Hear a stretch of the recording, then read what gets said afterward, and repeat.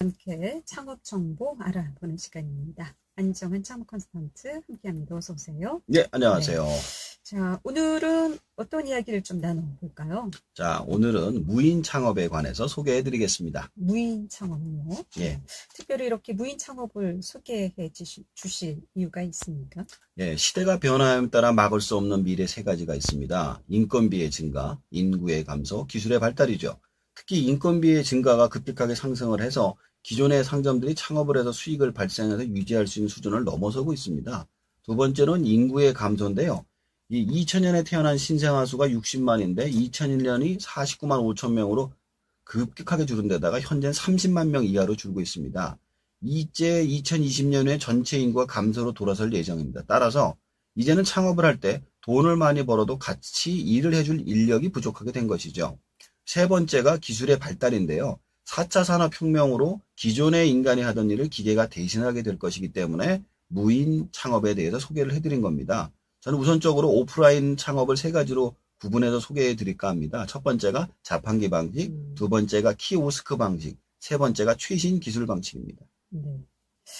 뭐 예전에 이 자판기가 처음 등장할 때 이 자판기로 대학생 몇 명을 가르쳤다 이런 얘기를 들을 수 있었는데 자판기 사업이 잘만 하면 괜찮은가 봐요. 예, 그렇습니다. 우리가 일반적으로 보는 자판기 방식이 현재로서는 가장 대중적인 방식이죠. 우선 동전 노래방, 뽑기방, 빨래방, 오락실, 무인 자판기, 카페 등등이 전부 다 자판기 방식이죠. 이 방식이 크게 어려울 것이 없는 것이 자판기를 사거나 임대를 해서 설치를 해서 관리해서 돈을 방식이기 때문에 그렇습니다. 네. 듣고 보니까 자판기 종류도 상당히 많은데요. 그럼 이 자판기 방식에서 장점과 단점 어떤 것들이 있을까요? 자, 우선은 단순하게 창업을 할 수 있습니다. 네. 돈을 넣으면 작동이 되는 구조니까 말이죠. 사람이 기다리고 있을 필요가 없어 인건비가 절약이 됩니다. 그러나 아직까지 동전이나 지폐를 넣는 방식으로 작동이 되기 때문에 파손이나 해킹에 노출이 됩니다. 자판기 안에 돈이나 물건을 노리고 부수는 경우나 자판기의 작동 원리를 이용해서 물건을 훔치거나 돈을 빼내는 경우 손해를 볼 수가 있습니다. 실제로 얼마 전에 뽑기방에서 대량의 인형을 뽑은 사람이 무죄를 받은 경우도 있었거든요. 현재 중국에선 QR코드 방식으로 결제를 하고 물건을 주는 방식으로 시도하고 있습니다. 그리고 많은 자판기들이 신용카드와 연계를 해서 현금을 받지 않는 형태로 바뀌고 있죠. 그러나 여전히 자판기 자체를 고치고 수리할 수 있는 시스템이나 기술이 없으면 관리하기가 쉽지 않다는 사실을 알아야만 합니다. 자, 그리고 두 번째로 소개해 주실 게 이제 키오스크 방식이라고 하셨는데 이거 예. 좀 생소한데요. 어떤 예. 겁니까? 키오스크 아마 생소하실 텐데 제가 설명을 드리면 식당을 가서 선결제하는 자판기 보셨죠? 네. 그거를 키오스크라고 합니다. 네. 이 키오스크는 선결제 받을 때 주로 쓰이기 때문에 식당, 영화관 등에 쓰이고 있지만 그 외에도 마트 같은 곳에서 셀프 계산대 형태로도 쓰이고 있습니다. 실제로 마트를 가시면 4대를 묶어서 직원 한 명이 보면서 셀프 결제를 하도록 만들어진 곳이 있습니다. 저도 거기에 영감을 받아서 저희 서점에 기존의 네. 포스기를 개조해서 셀프 계산대를 만들었어요. 그렇군요. 자, 그럼 이 키오스크 방식의 장점은 뭘까요? 자, 우선 첫 번째로는 계산원이 필요 없다는 겁니다. 네. 그래서 인건비가 줄죠. 실제로 측정한 사례를 보면 한 대당 1.5명의 인건비가 절약이 됩니다. 서빙할 때 한 명이 줄고요. 결제할 때 0.5명이 줄기 때문에 서빙과 결제 인원이 필요 없기 때문입니다.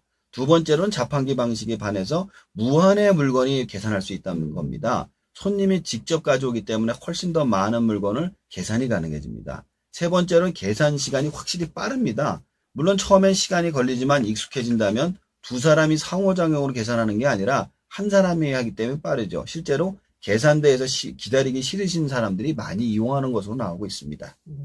왜 기계치라고 하죠? 네. 저 같은 경우는 잘 몰라서 이런 게 있으면 좀 당황하게 되는데 쉽지는 않더라고요, 처음에는. 네. 그렇다면 키오스크 방식의 단점도 있겠죠? 네, 맞습니다. 방금 말씀하신 내용이 그대로 네. 나오는데요. 가장 큰 단점은 셀프 계산이다 보니까 도난이나 분실의 위험성이 굉장히 높습니다. 손님이 슬쩍 다른 물건을 넣을 수도 있고 바코드를 싼 물건을 찍으면서 가져갈 수도 있다는 점이죠. 두 번째는 계산하는 화폐의 한계성 때문인데요. 각종 신용카드 포인트, 적립, 동전, 화폐 등이 사용이 제한이 됩니다. 주로 신용카드 손님만 받기 때문에 고객들이 여러 가지 상품권 사용이 제한이 되죠. 세 번째로 고객 불만시 대체가 느릴 수밖에 없습니다. 특히 환불이나 교환이 발생했을 경우 시간이 오래 걸리고 제한 사항이 많아지게 됩니다. 그렇군요. 자, 이번 세 번째로 최신 기술 방식이라고 하셨는데, 이건 어떤 것들이 있습니까? 자, 일단 우리나라에서 최고 높은 빌딩이 있죠. 네. L로 시작하는 핸드페이점을 소개해 드리겠습니다. 여기 들어갈 때 신분증이나 신용카드로 본인 확인을 하고요. 들어가서 물건을 들고 컨베이너 벨트에 올려놓으면 360도 스캐너가 회전을 하면서 물건을 찍고 본인의 손바닥 정맥 인식으로 인증을 하는 방식으로 카드나 현금이 전혀 필요 없는 형태로 구성되어 있습니다. 그리고 미국의 월마트에서 사용하는 방식인데 무선 태그, RFID 방식인데요. 모든 물건에 무선 태그가 달려 있어서 장바구니에 물건을 담고 나와서 계산대 앞에 서면 자동으로 계산이 된 것을 신용카드로 긁기만 하면 되는 방식입니다. 그런데 이제 이거는 옛날 방식이고요. 현재로서는 가장 완벽한 것은 아마존고가 아닌가 싶습니다. 이 아마존고는 아마존이 만든 오프라인 상점인데 여기 들어갈 때 스마트폰에 QR코드를 찍고 들어가선 그냥 들고 나오면 되는 거예요. 물건을 그냥 들고 나오면 자동 계산이 되기 때문에 따로 뭐 계산할 필요가 없어요. 여기에는 각종 센서와 빅데이터 위치 추적 장치가 들어가 있어서 아무리 물건을 감춰서 들고 나와도 확인이 되기 때문에 가장 완벽한 방식이라고 말씀을 드립니다. 게다가 현재 미국에서 이 매장이 많아져서 점원이 고용이 안 돼가지고 법안을 만들었는데 현찰을 받지 않으면 상점 허가를 내주지 않는다고 해요. 실질적인 무인상점 금지법까지 나온 상태입니다. 우리나라에도 이런 상점들이 좀 있나요? 지금 방금 말씀드린 그 핸드페이점 정도는 되는데 아직까지도 이런 어떤 중국은 타오바오 카페라고 그래가지고 그런 상점이 있어요. 안면 인식을 통해 가지고 결제를 하는 게. 근데 우리나라는 아직 그 기술에 미치지 못하는 게 안면 인식을 해가지고 하는 게 불법입니다. 이런 식으로 하는 게. 그래서 그거는 아직 못 나오고 있는 상태로 알고 있습니다. 그럼 이런 최신 기술 방식의 장점은 뭘까요? 우선 세 가지 다 확실하게 가게에 계산원이 필요 없기 때문에 인건비가 준다는 겁니다. 자판기나 키오스크는 전부 기계를 관리하는 사람이 필요하지만 이 방식들의 경우 기계를 관리할 필요가 없어 자동으로 움직인다는 점이죠. 두 번째로는 구매의 편의성을 줄 수 있습니다. 누구하고 이야기할 필요도 없고 그냥 다 놓고 나와서 카드나 현금을 가지고 기다릴 필요도 없죠. 세 번째는 계산 속도에 엄청난 향상을 줄 수 있습니다. 아무리 많은 고객이 들어와도 줄 설 필요 없이 그냥 쭉 빠지니까 회전율이 굉장히 높죠. 그렇다면 단점도 있을까요? 이런 시스템이? 우선 현재로선 개인이 감당하기 힘든 설치 비용이 아닐까 싶습니다. 우선 핸드페이의 경우 아직까지 그 설치 비용이 얼마인지 정확히 나오지 않지만 최소 몇 천만 원 이상이 될 거라고 추정하고 있고요.